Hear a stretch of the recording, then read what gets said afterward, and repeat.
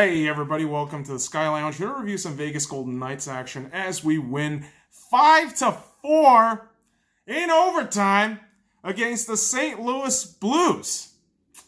Holy shit. Another 9-goal game, and yes, surprise, surprise, the Vegas Golden Knights concede the first few goals. And yes, we also had news that Marc-Andre, goaltender who started this game, was gonna be out for the All-Star game. And I know there are plenty of people bitching about All-Star participation and all that shit, but listen, the guy wants to save his body up so that he can concede 4 fucking goals in a game against the defending Stanley Cup champions. Boys and girls, when you have the first period where the St. Louis Blues score 3 on you and you're down 3-0, oh my God. You just begin to wonder, like, what the fuck are we doing out there? Especially at home. What the fuck are we doing out there at home? And Pietrangelo, Schwartz, Sundqvist all getting on the score sheet early in that first period. And the Vegas Golden Knights just showing every frustration, every stereotypical frustration that you can feel as a Vegas Golden Knights fan. Poor puck management on defense. Marc-Andre Fleury, maybe a step or two too late. It just became a very apparent thing after that first period, but you hoped, all right, you still got 2 full periods to play. Maybe, just maybe, you get your shit together and start playing some fucking Vegas hockey. And sure enough, it starts off with a Ryan Reaves goal. This is the momentum booster for the Vegas Golden Knights, where, lo and behold, Ryan Reaves, instead of punching his way, he puts a fucking goal through. And that wasn't the goal in my eyes that really burst the shit open. It was the Paul Stastny goal. You had the St. Louis defense getting a little crowded. Jake Allen, who was the starting goaltender for this game, not,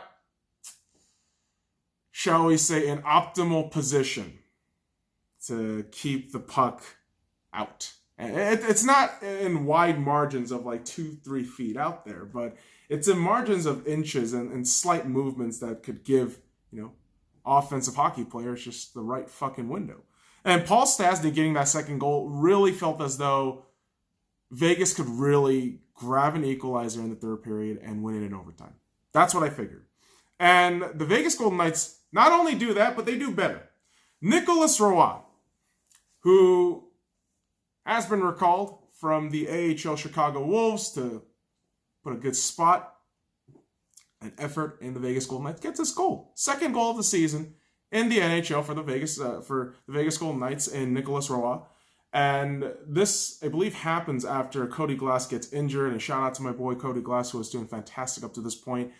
For him to buckle down and the way he went down in that injury was very scary. And hopefully he's okay moving forward. And I'm pretty sure he's going to be out for some time. But it's unfortunate to see because he was doing so well. And he might be sidelined for a while. But hopefully he's back to normal, back to being the best Cody Glass we know him to be. But the player that we are very familiar with and can get a very, shall we say, clutch goal in the heat of the moment is one David Perron, who get the equalizer on a power play for the St. Louis Blues. And, I would say, I told you so, but no, I really can't, because David Perron, just an absolute stud this season. Getting this goal is just a little fucking subtext in the great season that he's having. And for him to get a goal on the Vegas Golden Knights, to get that equalizer, made everything feel a little uncomfortable. Even though Riley Smith does net the 4th goal in for the Vegas Golden Knights, putting the Vegas Golden Knights up 4-3, David Perron getting the equalizer late 4-4, 12 minutes and 50 seconds in, it really did make the whole ordeal a little bit more nerve-wracking because, again, the Vegas Golden Knights have a tendency to blow leads. And so when you're up 4-3 after being down 3-0, and now you get equalized to 4-4, there's a bit of nervousness all around. And you felt it when you're just watching this thing, but you also feel it and see it in the crowd at T-Mobile. Oh, it's not a hockey city. All right, dude. All right, keep saying that shit, but we got fans showing up, even away fans showing up all the fucking time.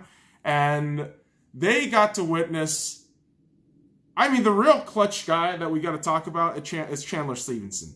It's Chandler Stevenson netting the goal 3 minutes and 1 second into overtime on a breakaway. I mean, when the Vegas Golden Knights had a power play opportunity to go into this overtime, they didn't capitalize, but Chandler Stevenson on the breakaway capitalizes. And former Capital capitalizing at T-Mobile Arena, I mean, you can't write better shit than that.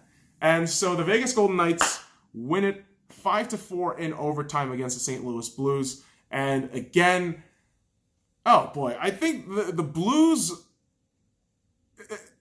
I guess on defense and goaltending, I really did overestimate them a little bit in this game. But Allen and that defense was absolutely poor.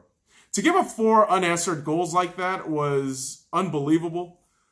33 shots Allen met, and 28 of them he saved, .848 save percentage. And just a really ugly game if you're the St. Louis Blues, especially, again, you're defending Stanley Cup champions. Should be doing better in that regard. I mean, being up 3-0 and then just completely collapsing in that second period and onward, not a great look. And for the Vegas Golden Knights, yeah, not a great evening in terms of defense. It hasn't been the last 2 nights. You have a 5-4 game against the Philadelphia Flyers, which you barely win by the fucking clutch block of Braden McNabb, but boy, oh boy, what a sloppy game. And as much as we love Flower, we got to look at him and think, ooh, 27 saves on 31 shot, .871 save percentage, not his best game.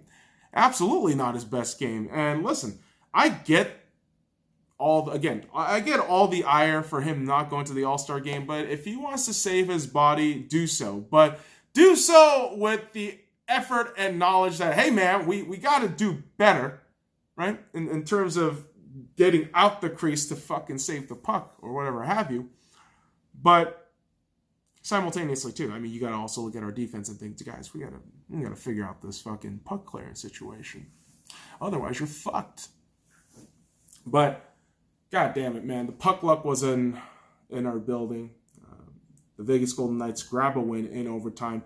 And to share it with the St. Louis Blues, I mean, they're not really in your division. It doesn't really significantly matter because the Blues are also first in their respective division, and so are the Vegas Golden Knights. So Golden Knights hold a first division lead as we go into the tail end of the night today on Saturday evening. So, woo! Feels good. Feels good to win. Feels good to grab points, especially 2 full points at home. And the Vegas Golden Knights will continue their homestand next. I believe it's against the Pittsburgh Penguins. No Jake Gensel. He's going to be out for 4 to 6 months. But you got Malkin. You got all these star pieces that are going to come out in full gear. Tristan Jarry, all those cats. It'll be very interesting to see how the Vegas Golden Knights respond, especially after a great win like this. And yes, boys and girls, no gear right now. No fucking memorabilia shit right now because I am downstairs watching some football, taking care of my puppies. My little baby girl just came back from the hospital, so I just got to make sure and watch out for that. So at least we got our phone. Technology's amazing. We're recording shit, and even though I didn't go to the game, the spirit of the Vegas Golden Knights fan is here while he is screaming at his TV, tablet, or whatever watching device he or she may use. So, boys and girls, that does it for me. So follow me at the Sky Lounge on all the links in the description below. Like, comment, subscribe for more daily contents. Go Knights, go! Now fuck off.